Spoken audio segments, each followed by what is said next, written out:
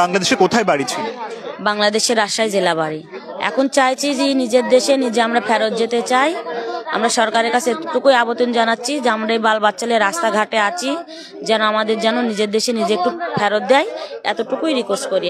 এই মুহূর্তে হাকিমপুর সীমান্তে রয়েছে, আমার সঙ্গে রয়েছেন ময়না বিবি, তার সঙ্গেই কথা বলবো। তিনি এই মুহূর্তে সীমান্তে অবস্থান করছেন। দিদি, কোথায় থাকতেন ভারতে?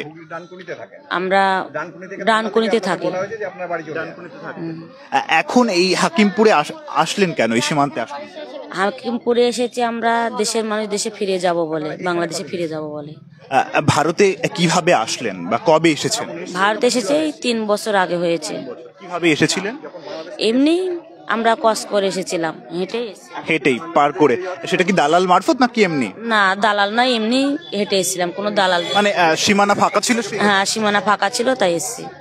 একেবারে সীমানা ফাঁকা ছিল, তিনি ভারতে এসেছেন এবং এই মুহূর্তে বাংলাদেশে ফেরত যেতে চায়। কেন ফেরত যাবেন বাংলাদেশে? কেন বাংলাদেশে ফেরত যাব কেন? এখানে অনেক বাংলাদেশি নাগরিক রাখতে চাচ্ছে না এবং খাওয়া চলাফেরা অনেকটাই সমস্যা হচ্ছে, কোনো কাজকর্ম দিবে না। ভারতের নথিপত্র তৈরি করেছিলেন? কাগজপত্র? না, কিছুই তৈরি করিনি।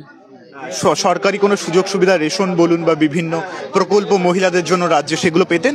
না, কিছুই পেতাম না। ওগুলো আমরা খেটে খেতাম, আমরা কাজের উপর নির্ভর ছিল সবকিছুই আমাদের। বাংলাদেশে কোথায় বাড়ি ছিল? বাংলাদেশের রাজশাহী জেলা বাড়ি। আপনি একা এসেছিলেন না আপনার সঙ্গে কে কে ছিল? আমার সাথে আমার একটা বাচ্চা আর আমি। এখন আবার ফেরত যাবেন, তো কি চাইছেন শেষমেশ? এখন চাইছি যে নিজের দেশে নিজে আমরা ফেরত যেতে চাই।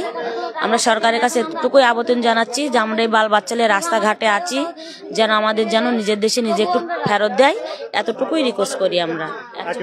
হাকিমপুর সীমান্তে তারা অবস্থান করছে ময়না বিবি, তিনি হুগলির ডানকুনিতে থাকতেন, তিনি এখন বাংলাদেশে ফেরত যেতে চাইছেন।